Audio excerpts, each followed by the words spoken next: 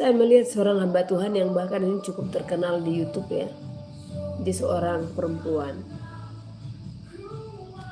Jadi saya hanya memandang dia itu seperti tempatnya agak jauh ya. Saya hanya memandang di mana banyak sekali orang-orang yang mengikut dia.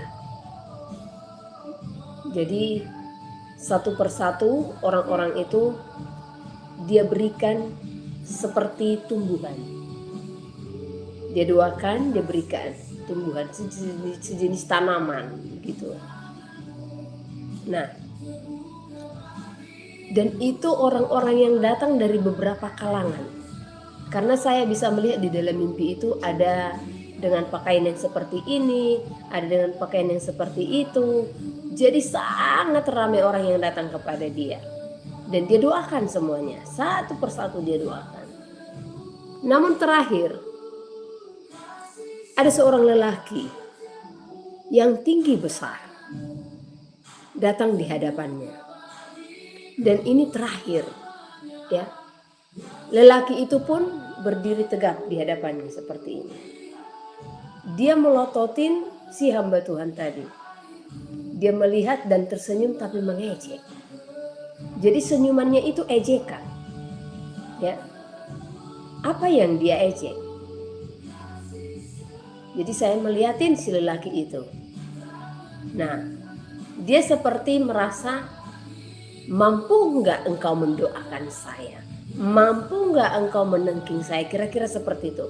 Karena terbukti si lelaki itu sebenarnya jelmaan daripada si Lucifer. Ya. Jadi tidak berapa lama si hamba Tuhan ini tiba-tiba mengecil. Kecil dibandingkan iblis itu tadi. Jadi iblis itu besar. Dia tadinya seorang lelaki yang tinggi tegak berdiri. Ya. Tetapi masih agak seimbang. Tapi lama-lama si hamba Tuhan ini makin kecil dan dia besar. Dan saya melihat keadaan itu. Tidak berapa lama matanya si iblis itu melihat ke arah saya. Dan saya melihat dia. Waktu dia melihat ke arah saya, mukanya tegang. Nah, tadinya kan dia mukanya mengejek si hamba Tuhan tadi. Tapi melihat saya, mukanya tegang. Dia seperti ada perlawanan. Ya. Tiba-tiba tubuh saya di dalam mimpi itu diliputi kuasa ilahi. Ini saya tertidur dalam keadaan lemah. Ya, karena saya sudah sangat lemas. Di waktu tubuh saya diliputi kuasa ilahi di dalam mimpi tersebut, keluar kata dari mulut saya, akulah Yahweh. Nah, suara itu besar dan menggetarkan seluruh tubuhku, bergetar. Dan suara itu menggema, dan si iblis itu pun dia terpental dengan mendengar suara itu yang berbicara, akulah Yahweh. Dan segitu mimpi itu selesai, hanya sebatas di situ saja, ya. Jadi tubuhku yang di dalam mimpi diliputi kuasa ilahi, sampai sekarang aku masih terasa ini ya. Aku pun terbangun dan aku gemetar. Sampai gemetar, sampai ibu yang mengurus aku ambil selimut, ibu kenapa gitu. Tapi aku getar, aku bilang, dia Yahweh, dia besar, dia sangat besar. Saya bilang itu aja yang keluar dari buku tadi pagi, sambil saya seperti ini. Jadi tulang-tulangku seperti seperti remuk rasanya, seperti dibilang apa bahasanya tebaknya, seperti lunglai. Ya, tulang-tulang itu seperti roboh, seperti saya tidak berdaya, seperti tidak bertulang. saya hanya bilang dari mulut saya, dia sangat besar, saya bilang. Ya. Nah, ini kan sepanjang malam saya tidak bisa tertidur kalau terbaring. Jadi saya tertidur itu nyender seperti ini. Nah, setelah selesai bermimpi itu, ibu itu pun mengurus saya sebentar. Tiba-tiba saya terlentang tidur kembali, dan itu terlentang tanpa bantal. Itu terlentang tanpa bantal. Ibu ini pas lagi ke belakang. Jadi di saat saya tidur terlentang, ini pun saya menceritakannya, saya kepenuhan, saudara.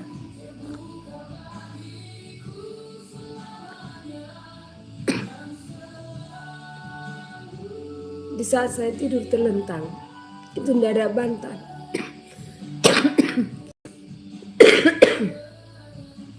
Tiba-tiba saya diliputi kuasa ilahi. Tubuh saya dikuasai.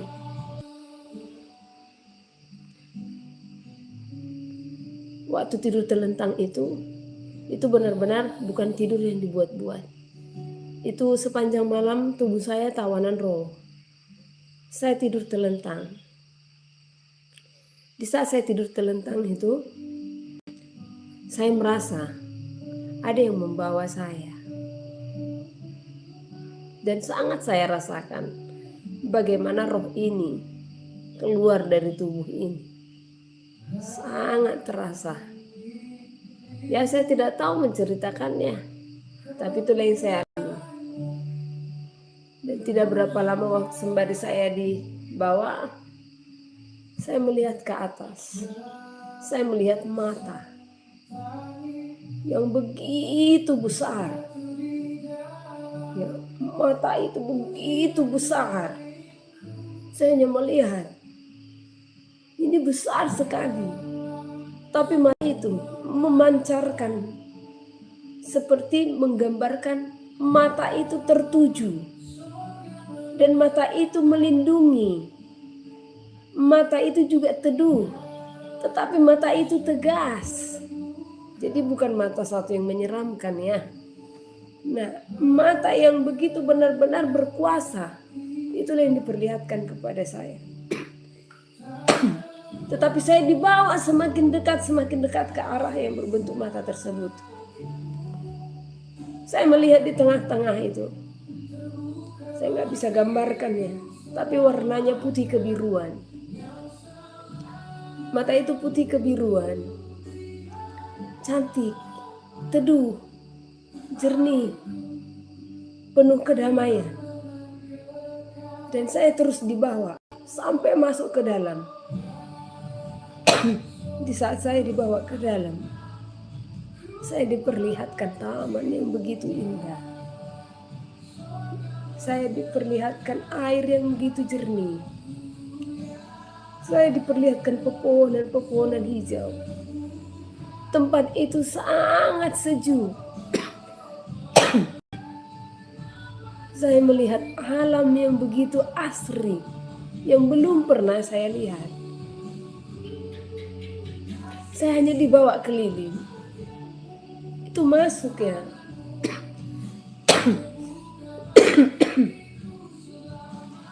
Tanaman-tanaman yang begitu hijau. Intinya itu alam yang sangat indah. Jadi itu alam, tapi sangat indah. Dan saya melihat binatang-binatang di dalamnya. Tetapi semua itu tidak ada yang menyeramkan. Begitu indah. Dan akhirnya saya terbangun lagi. Saya tersentak. Saya cerita sama ibu itu. Bu, saya barusan dibawa. Dan saya melihat taman yang begitu indah.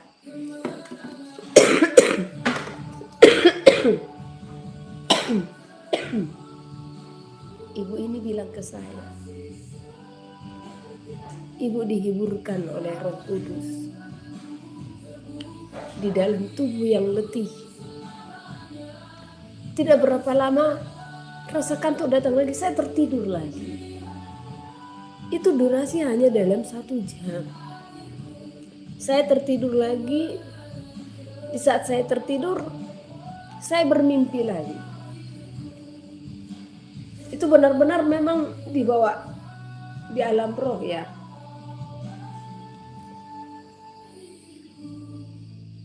Sabar ya, aku atur nafas.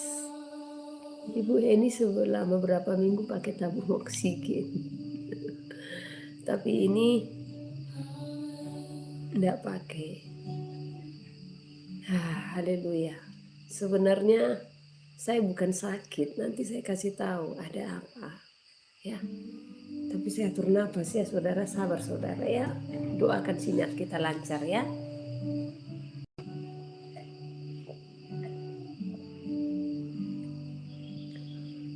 Haleluya. Hosana Yahosua Hamasya. Hosana Yahosua Hamasya.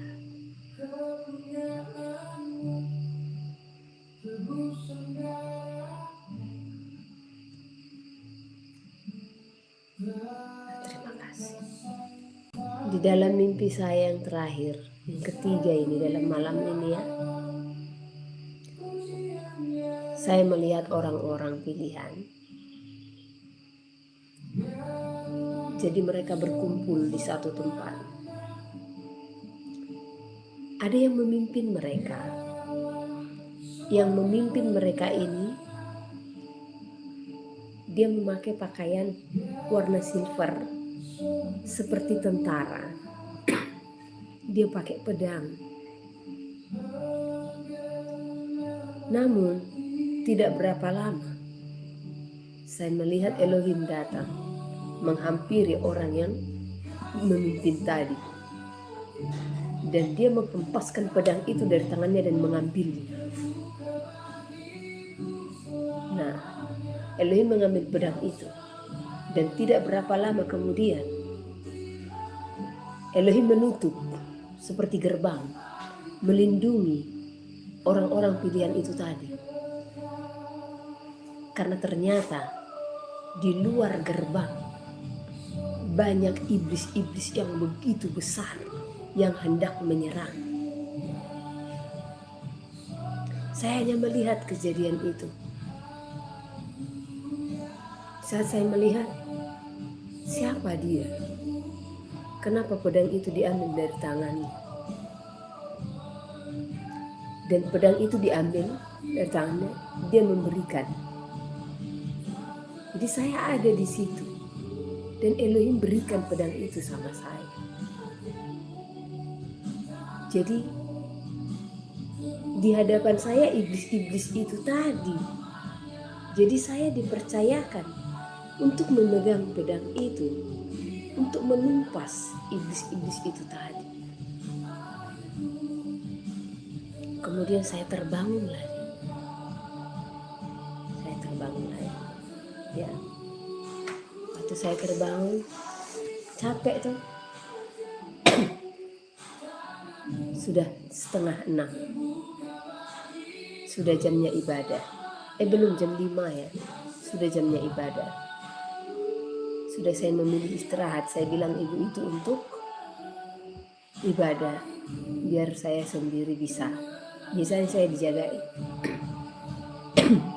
Nah, tapi 5:30 saya diperintahkan untuk pergi mengikuti ibadah. Dan puji Elohim, banyak pesan yang Elohim sampaikan. Ya, saya jelaskan arti daripada mimpi-mimpi saya.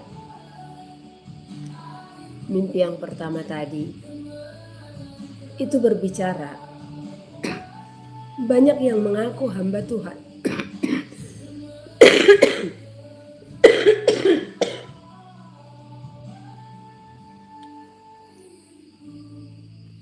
Banyak yang mengaku sebagai hamba Tuhan.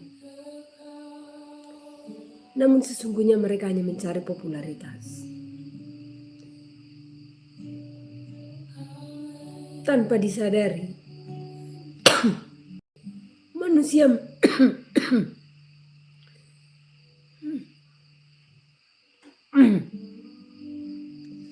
haleluya, tanpa disadari manusia mengagungkan mereka, bukan Elohim. Jadi sesungguhnya mereka ini tidak berkuasa untuk menengking si jahat. Menengking dalam artian apa? Kinerjanya. Banyak hamba Tuhan yang tidak sadar akan hal itu. Dan itu semakin meyakinkanku dia adalah Yahweh. Ya. Karena suara itu begitu besar dan tubuhku bergetar. Penglihatan kedua itu adalah gambaran Firdaus. Penglihatan ketiga, mimpi ketiga itu berbicara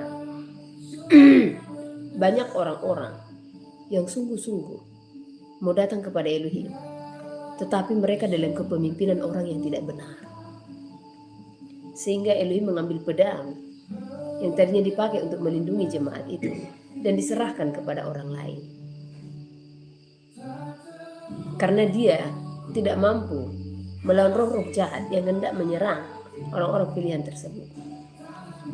Jadi Elohim menutup sampai Elohim menemukan orang yang bisa memegang pedang ini. Kenapa ditutup? Dia memberikan perlindungan dan pertolongan kepada orang-orang pilihan. Sampai mereka menemukan orang yang benar-benar dipakai Elohim atau diurapi oleh Elohim untuk menuntun mereka kepada kebenaran.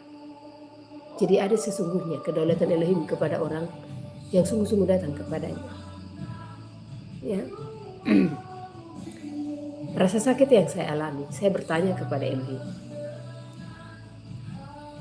ada apa sebenarnya? Kenapa sesaknya begitu sesak?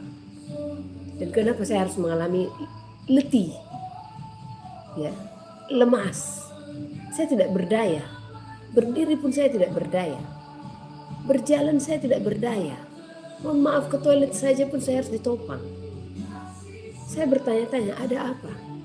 Tetapi memang selama sakit, begitu intensnya saya dengan Elohim.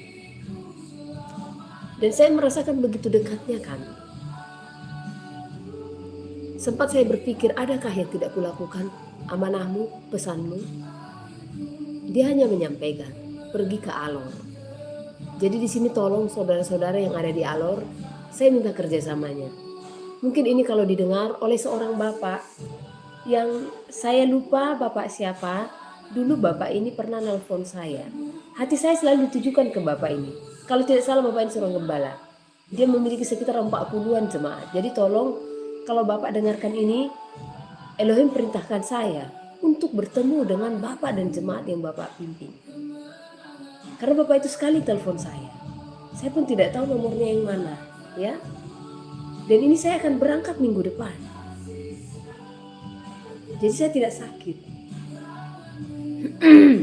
Dan saya juga diperintahkan ke NTT dan juga Maluku. Dan waktu yang diperintahkan sedikit, singkat, ya. Maluku hanya ada 2 hari, NTT 1 hari. Dan Alor tidak ditentukan berapa hari. Oke, baik. Supaya saudara-saudara saya yang ada di NTT, Alor, Maluku, NTT Kupang, Maluku, supaya saling bekerja sama untuk mempercepat pertemuan kita bentuk kelompok, ya. Jadi tolong dibantu saya untuk mencari tempat pertemuan di mana kita akan bertemu, ya, supaya langsung telepon. Jadi segitu kami datang sudah langsung kita mengadakan pertemuan. Apa yang mau kami sampaikan nanti akan kami beritahukan di acara itu, ya. Nah, jadi sakit yang saya alami itu apa? Gambaran dari bagaimana hati Elohim betapa sesaknya melihat umat manusia. Betapa sakitnya hatinya melihat umat manusia.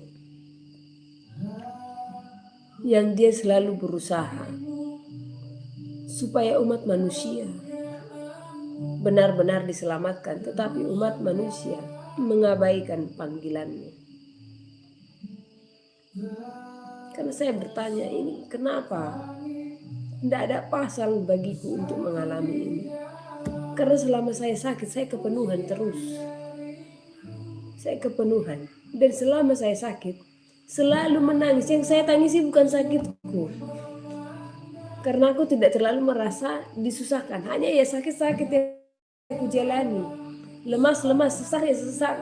Bahkan hidup tanduk sesak itu. Tapi saya selalu menangis. Sampai saya bilang, Bapak kenapa ini selalu menangis? Inikah hatimu?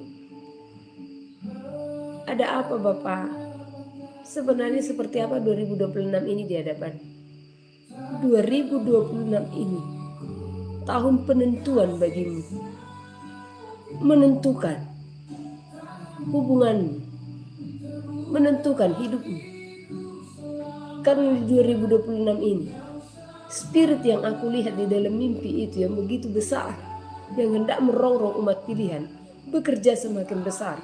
Inilah tahunnya manusia sulit untuk bertobat. Tanpa persekutuan dengan Elohim. Jikalau engkau tidak jaga hati, engkau akan gagal.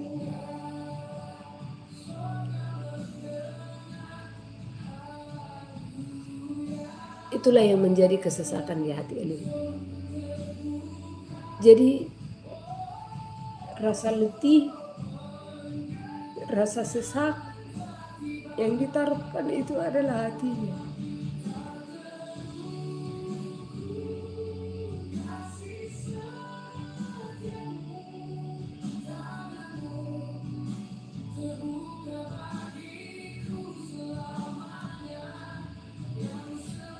Ibarat orang tua yang merindukan anaknya, yang sulit untuk dijangkaunya atau bahkan yang terhilang. Seperti itulah. Jadi tubuh saya hanya media untuk mengalami hati Elohim. Di dalam sakit saya, dia berfirman kepadaku, tanggal 7 engkau harus meninggalkan tempat ini. Secara melihat keadaanku yang lemas kemarin, saat itu dia berfirman, kalau sakit ini secara medis, mungkin aku tidak akan bisa berangkat. Di saat dia berfirman itu kondisi saya drop. Itu semua tremor. Tapi benarlah dia yang berfirman. Ini bukti hari ini. Ellen berfirman, anakku ini hari ke-6. Itu yang dia katakan. Saya hitung, oh ya, hari ke-6 dari hari Sabat yang lalu. Iya Bapak. Jadi saya percaya hari ke-7. Ini hari ke-7 lah ya. Dia akan mengembalikan kekuatan saya kembali. Untuk saya bisa melangkah. Untuk saya bisa pergi menginjili. Karena itulah janjiku. Aku telah bernazar di dalam Elohim untuk melayani dia seumur hidup. Dia merindukan jiwa-jiwa. Hatinya sesak melihat banyak jiwa yang tidak sungguh-sungguh datang kepadanya.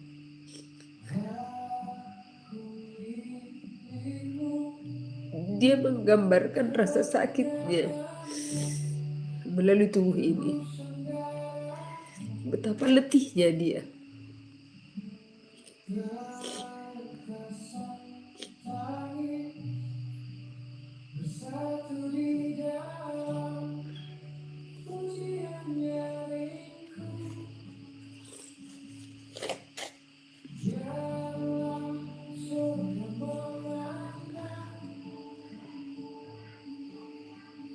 Jadi sungguh-sungguhlah datang kepadanya. Ya seperti inilah, selama aku sakit ya seperti ini. Sebentar-sebentar nangis. Sebentar-sebentar nangis. Menangisi dunia. Serahkan hidupmu sepenuhnya kepada Elohim. Oh ya, tadi di dalam mimpiku saya lupa. Waktu Elohim berfirman, akulah Yahweh Iblis itu menyahut, yang panjang sabar, katanya. Dia mengejek, iblis itu mengejek. Karena apa? Iblis tahu Elohim panjang sabar. Dan iblis tahu Elohim berduka. Di dalam panjang sabarnya, banyak anak-anaknya yang tidak peduli. Dia panjang sabar. Iblis sendiri tahu dia panjang sabar. Jadi panjang sabar itu harus ada yang kau miliki. Nggak ada gunanya dunia ini, saudara. Nggak ada. Dalam keadaanku sakit, saya mengalami ujian kemarin itu. Banyak orang datang ke tempat saya, menyimpulkan masalah di saat saya pakai tabung oksigen. Tapi dia beri kekuatan. Namun di sana saya melihat bagaimana hati manusia. Saya menangis. Melihat bagaimana piciknya orang-orang yang mementingkan kerajaan dunia. Saudara,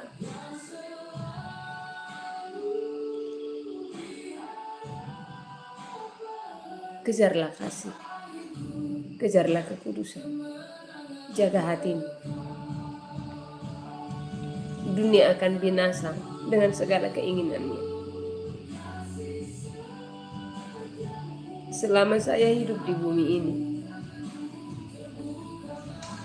saya telah berjanji menyerahkan hidupku sepenuhnya hanya kepadanya.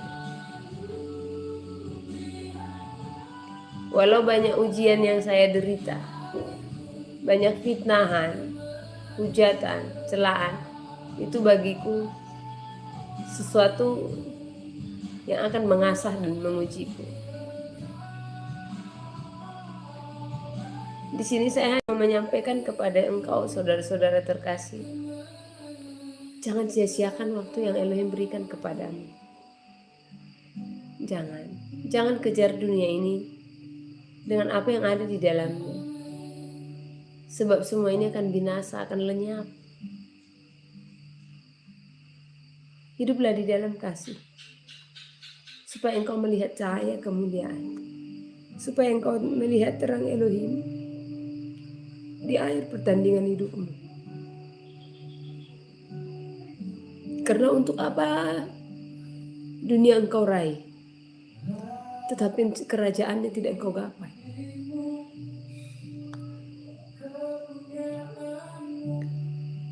Satu pekan ini saya banyak belajar menjiwai orang-orang lebih dalam lagi. Tetapi Elohim mengajari saya semakin mengasihi.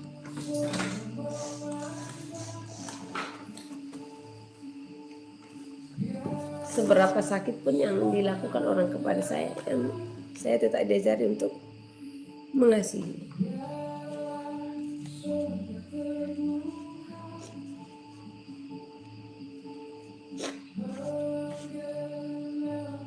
Doakan Ibu Heni dan juga pelayanan yang kami lakukan. Terbuka bagiku selamanya, yang selalu beri harapan, akhirku kemenangan kekal. Sorga memandang, biarlah sorga mendengar, biarlah sorga terbuka, penggenapan telah tiba, tak terus kasih tanganmu terbuka bagiku. Mari saudara yang tahu lagu ini ciptaan Immanuel. Aku mau mengajak saudara untuk merasakan hati Elohim malam ini. Ku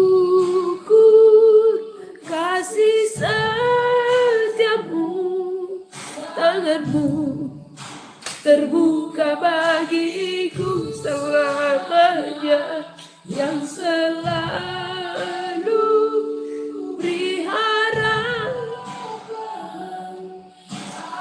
Walau aku terbatas, kekuatanku terbatas, tubuh lemah, namun Elohimku besar.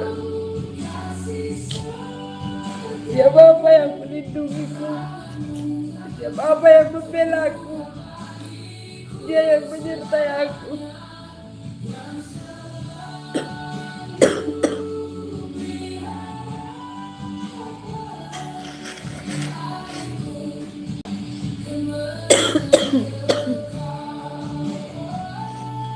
Akhirku kemenangan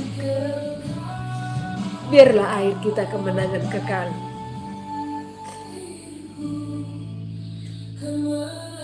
Biarlah kita bersama-sama dengan Dia pada waktunya. Itu tujuan hidup kita. Itu masa depan kita, saudara. Bukan dunia ini. Dunia ini akan binasa dengan segala keinginannya. Banyak kejahatan, banyak kelaliman. Dunia ini akan dikulung. Jangan kejar. Jangan kumpulkan hartamu di bumi, karena ngengat dan karat akan menghabisinya. Tetapi kumpulkan hartamu dalam kerajaan Samaya. Di sanalah masa depanmu, masa depanku juga. Elohim sangat mengasihi saudara dan saya. Dan saya katakan saya sangat mengasihinya. Saya bersyukur saya diberi kesempatan mengenal Dia. Saya tidak dari gereja manapun, tidak dari denominasi manapun, tetapi saya datang dari hati Bapa untuk melayani.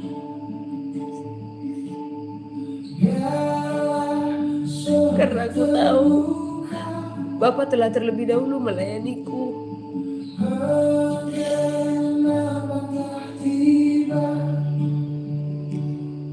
Tak terukur kasih setiamu, tanganmu terbuka bagiku selamanya, yang selalu beri harapan. Akhirku kemenangan kekal. Biarlah surga memandang, biarlah surga mendengar, biarlah surga terbuka. Penggenapan telah tiba. Tak terukur kasih setiamu, tanganmu terbuka bagiku selamanya, yang selalu beri harapan. Akhirku kemenangan kekal. Tak terukur kasih setiamu, tanganmu terbuka bagiku selamanya, yang selalu beri harapan.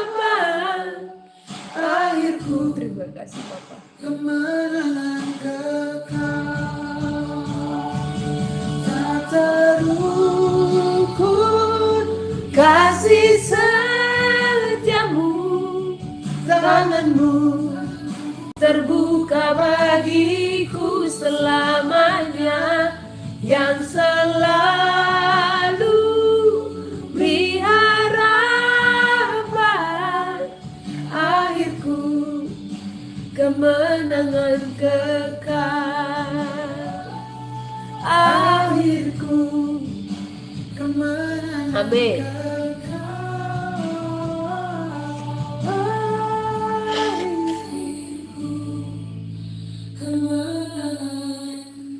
Haleluya. Kami percaya Bapak, akhir kami kemenangan.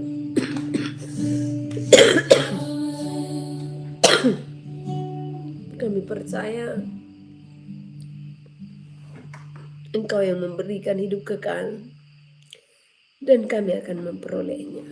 Haleluya Bapak, terima kasih. Haleluya, haleluya, amin.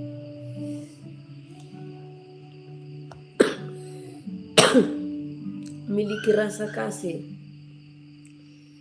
miliki rasa cinta yang besar kepadanya.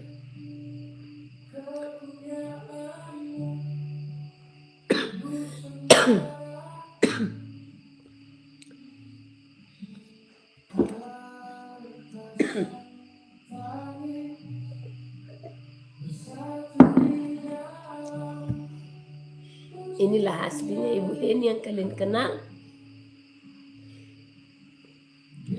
Saya yang diangkat dari lumpur, saya yang ditarik dari jurang maut, memberi diri sepenuhnya kepada Elohim. Banyak yang bertanya-tanya, bahkan kemarin dalam satu pertemuan saya sedikit sedih, di mana banyak yang bertanya dari mana uangnya. Ya memang tak terceritakan kuasa Elohim. Ya, apalagi orang tahu saya itu pelayanan pribadi. Saya tidak pernah meminta-minta. Tapi Elohim menyediakan segala sesuatu indah dan tepat pada waktunya, karena memang Dia ada. Dan Dia berikan karena apa? Kita memberi hidup sepenuhnya kepada Dia. Apapun yang kita minta akan Dia berikan. Pujilah Dia karena tertulis, pujilah aku, kata Elohim. Kita menguji Dia hanya di dalam ketaatan kita. Selama kita masih ada kesempatan untuk bersama. Karena kita tidak tahu hari esok bagaimana dunia ini berjalan. Kita melihat bagaimana bencana, kita melihat bagaimana kematian. Ingatlah hal yang saya sampaikan kepadamu. Jangan sia-siakan waktu hidupmu. Jangan sia-siakan waktu yang Elohim berikan kepadamu. Selagi engkau masih ada di dalam bumi ini, ingatlah, Elohim akan menghakimi segala perbuatan kita selama kita berada dalam bumi. Oleh karena itu janganlah engkau jatuh ke dalam penghakiman. Tapi biarlah kiranya di saat hari itu tiba, engkau didapatinya tidak bercacat dan tidak bernoda. Ibu Heni sedikit pun tidak ada hasrat akan dunia ini lagi. Untuk mengingini ini dan itu tidak lagi. Sedikit pun. Bahkan di saat aku tidak mengingini, di sana Dia berikan apa yang kuperlukan. Karena Dia baik. Asalkan kita mau menjadi sahabatnya. Dan Dia sahabat kita. Kita siap didera.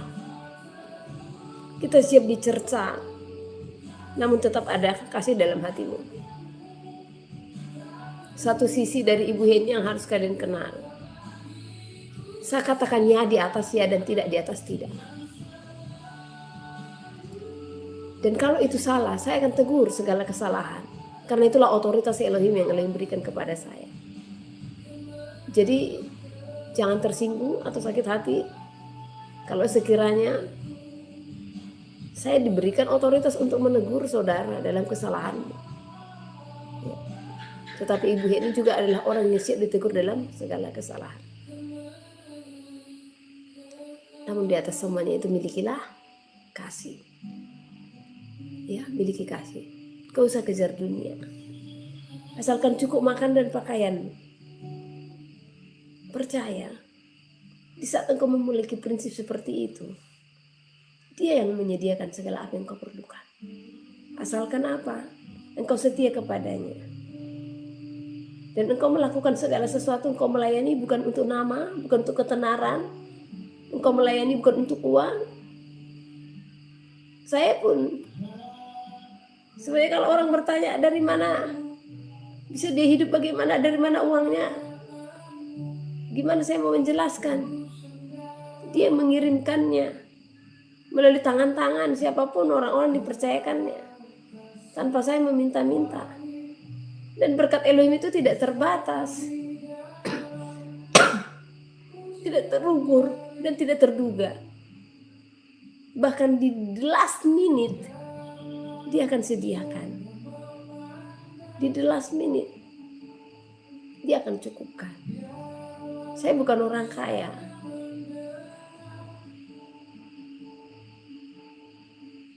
tapi biarlah kita kaya akan firman-Nya.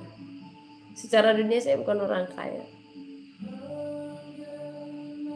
tetapi hendaklah engkau merasa kaya di saat kasih melimpah dalam dirimu. Itu. Untuk apa engkau memiliki harta dunia ini namun kau tidak memiliki kasih? Kau tidak memiliki pengampunan. Kejarlah kerajaan. Carilah kerajaannya, maka semua akan ditambahkan kepadamu. Terima kasih buat kebersamaan saudara pada malam hari ini. Ini Ibu Heni sudah kembali segar bugar. Walau di punggung ini saya tidak tahu apa, rasanya sakit sekali. Ya. Tapi itu akan dipulihkan, saya percaya. Itu mungkin sakit di punggung ini berbicara apa? Bagaimana lelahnya dia memundak kayu salib. Karena tadi saya bertanya, kok tiba-tiba berat di sini Bapak? Apa ini yang saya rasakan? Kok sakit sekali di pundak ini? Apalagi ini? Ya kembali saya diingatkan dengan penyalipan. Itu. Jangan kita menyalipkan dia kembali dengan dosa-dosa kita. Ya. Mari saling mendukung saudara di dalam doa. Bagi saudara-saudara yang ada di NTT, Alor Maluku itu dulu ya, yang dibukakan Elohim. Saya belum bisa menjamin, banyak memang wilayah-wilayah yang mengundang. Saya nggak bisa katakan ya, kalau Elohim tidak berfirman. Saya tidak mau berangkat karena perintah manusia. Saya hanya mau berangkat oleh perintah Elohim. Memang saya hitung-hitung sudah cukup lama saya ini di sini, ya. Tapi memang ada sesuatu yang Elohim bukakan melalui saya di sini beberapa lama ini. Aku mengasihi saudara, Elohim mengasihi saudara, dimanapun saudara berada. Mari kita maju, beritakan kebenaran firman. Jangan pernah memandang dari gereja manapun, asalkan berdiri atas firman-Nya. Siapapun bisa kita layani. Dan itulah dasar kenapa saya berdiri. Supaya siapapun yang memanggil saya, kemanapun saya diutus, maka nama itu tidak menjadi penghalang. Jadi saya bebas di gereja manapun, persekutuan manapun, saya tetap ada dan akan saya hadir. Saya rindu Ambon.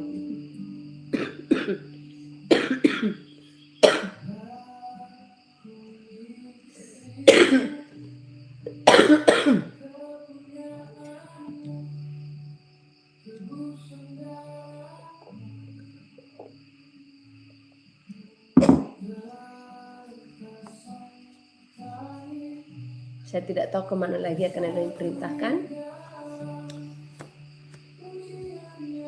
Intinya untuk 3 wilayah itu sudah ya.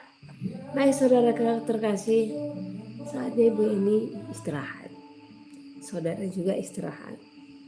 Besok jangan lupa doakan supaya saya bisa berdiri dalam acara ibadah sahabat kita setiap hari Sabtu. Ya. Baik, selamat malam bagi kita semua. Ingat ya, selama kita hidup di dalam dunia ini, prioritas utama kita adalah masa depan kita. Apa itu? Kerajaan Samayim atau kerajaan surga. Nah, jadi itu prioritas utama kita. Tetapi karena kita masih memiliki daging, maka kita harus tetap bekerja.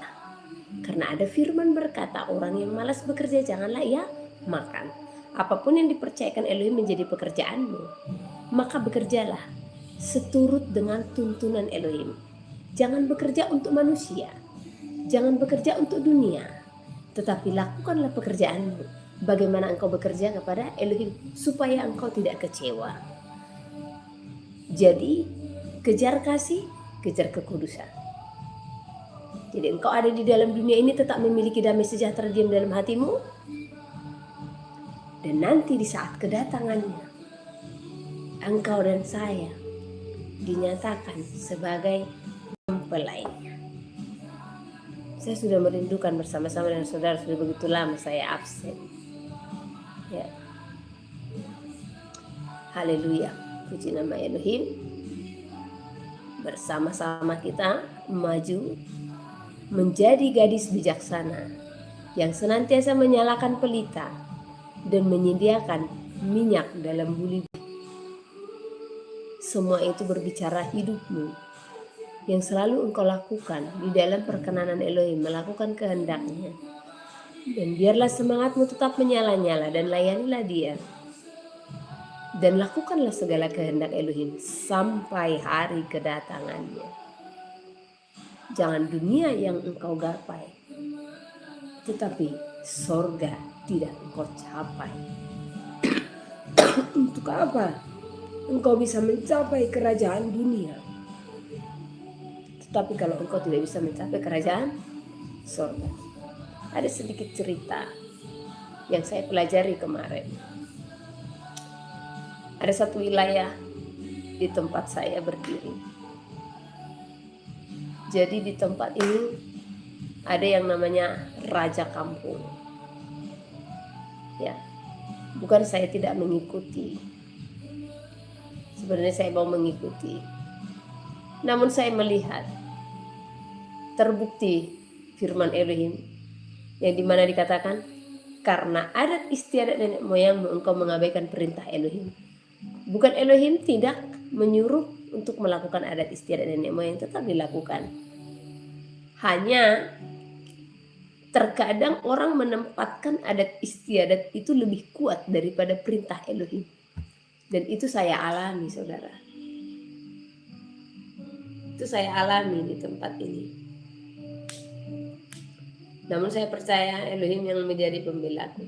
Saya katakan bukan saya tidak mengikuti segala sesuatu, tapi saya melihat betapa disayangkan.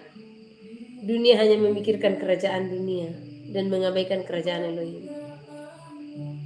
Sampai pada akhirnya, karena pengejaran akan penghormatan itu, mereka pun mengabaikan kasih dan sanggup menjatuhkan sesamanya. Itu sangat saya sayangkan sebenarnya. Dalam hati saya ini berpikir, kenapa banyak wilayah-wilayah di Indonesia ini yang terlalu mengutamakan kerajaan dunia. Mereka mengabaikan kasih. Bukankah kasih yang harus terlebih dahulu? Kasih kepada Elohim dan kasih kepada sesama manusia. Itulah kegenapan dari hukum Taurat. Dimanapun engkau berada, tetap nyatakan kasih. sekalipun engkau difitnah atau dituduhkan yang jahat kepadamu, itu berkat. Saya mengalami itu beberapa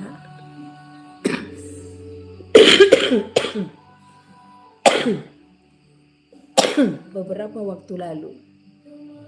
Ya, banyak tuduhan-tuduhan yang diberikan.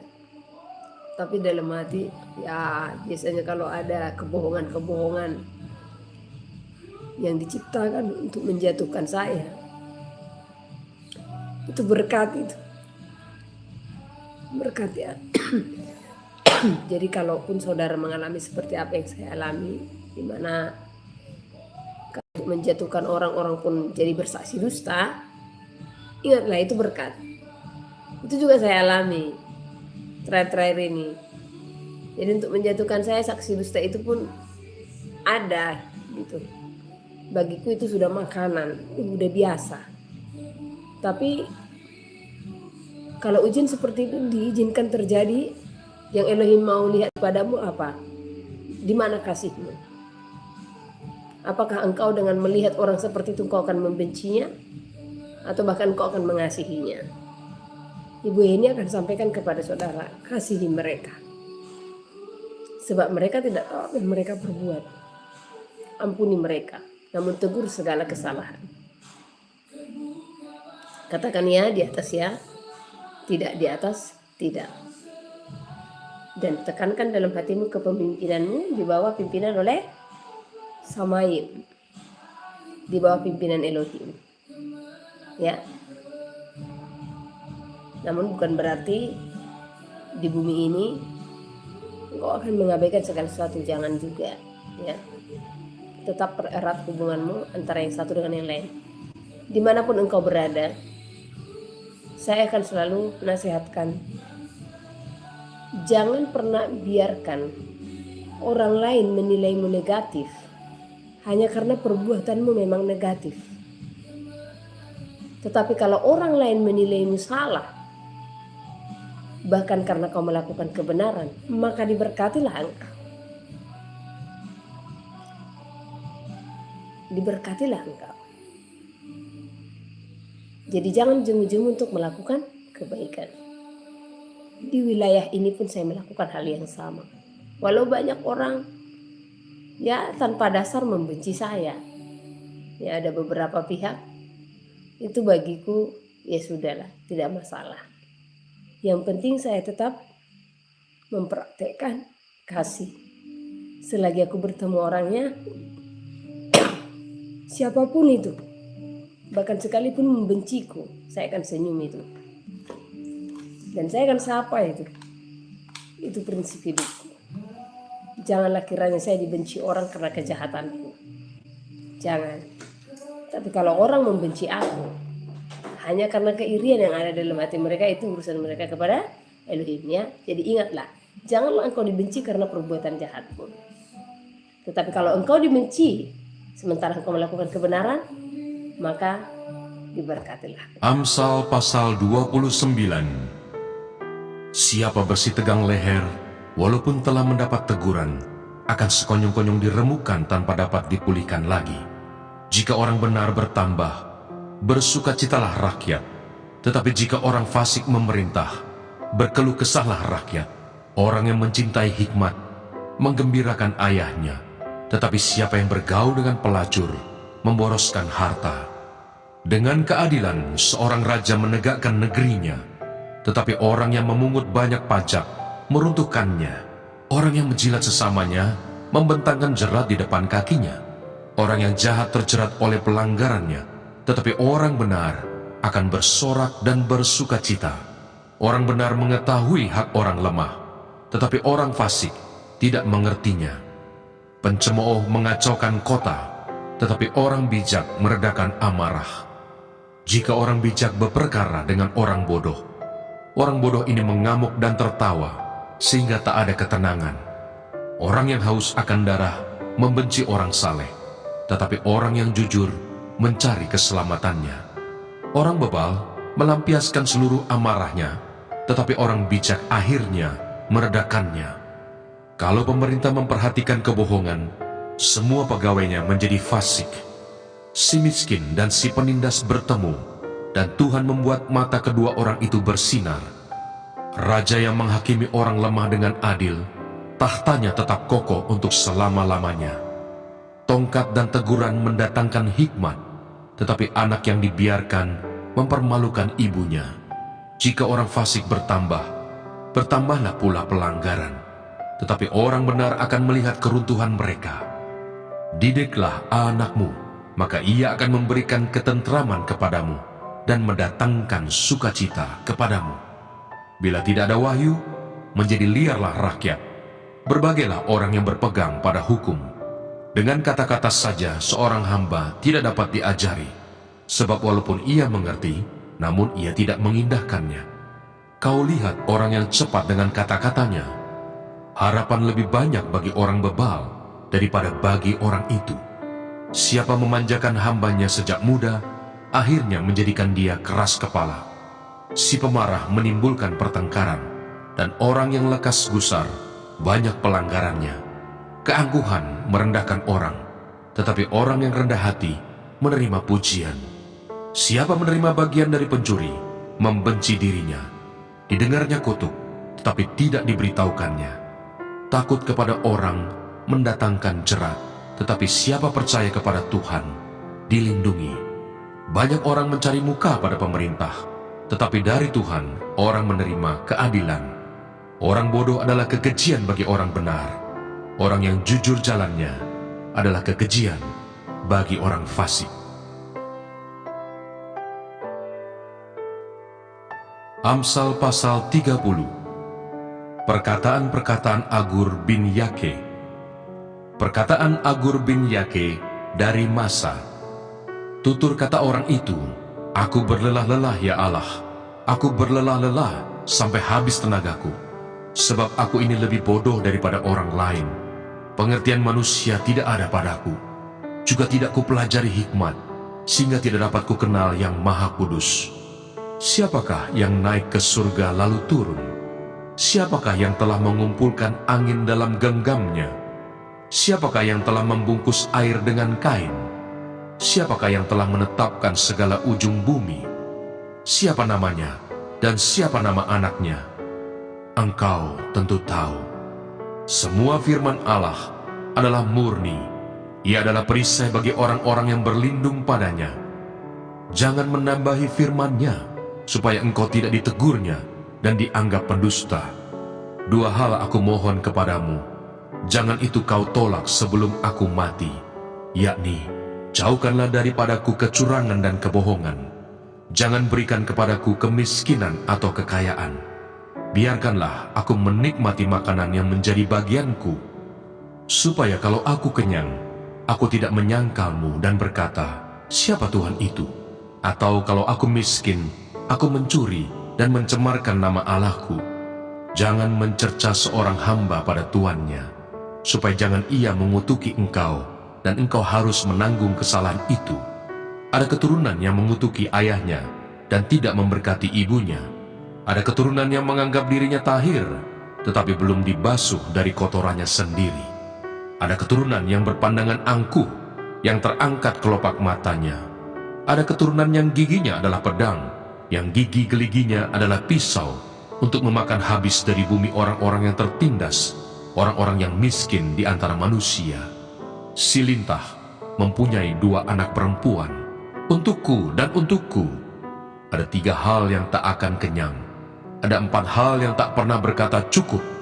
Dunia orang mati dan rahim yang mandul, dan bumi yang tidak pernah puas dengan air, dan api yang tidak pernah berkata cukup. Mata yang mengolok-olok ayah dan enggan mendengarkan ibu akan dipatuk gagak lembah dan dimakan anak Raja Wali. Ada 3 hal yang mengherankan aku, bahkan ada 4 hal yang tidak ku mengerti. Jalan Raja Wali di udara, jalan ular di atas cadas, jalan kapal di tengah-tengah laut, dan jalan seorang laki-laki dengan seorang gadis. Inilah jalan perempuan yang berzina. Ia makan, lalu menyeka mulutnya dan berkata, aku tidak berbuat jahat. Karena 3 hal bumi gemetar, bahkan karena 4 hal ia tidak dapat tahan. karena seorang hamba kalau ia menjadi raja, karena seorang bebal kalau ia kekenyangan makan, karena seorang wanita yang tidak disukai orang kalau ia mendapat suami, dan karena seorang hamba perempuan kalau ia mendesak kedudukan nyonyanya. Ada 4 binatang yang terkecil di bumi, tetapi yang sangat cekatan: semut, bangsa yang tidak kuat, tetapi yang menyediakan makanannya di musim panas; pelanduk, bangsa yang lemah, tetapi yang membuat rumahnya di bukit batu; belalang yang tidak mempunyai raja, namun semuanya berbaris dengan teratur; cicak yang dapat kau tangkap dengan tangan, tetapi yang juga ada di istana-istana raja. Ada 3 binatang yang gagah langkahnya, bahkan 4 hal yang gagah jalannya, yakni singa yang terkuat di antara binatang, yang tidak mundur terhadap apapun; ayam jantan yang angkuh atau kambing jantan, dan seorang raja yang berjalan di depan rakyatnya. Bila engkau menyombongkan diri, tanpa atau dengan berpikir, tekapkanlah tangan pada mulut, sebab kalau susu ditekan, mentega dihasilkan, dan kalau hidung ditekan, darah keluar, dan kalau kemarahan ditekan, pertengkaran timbul.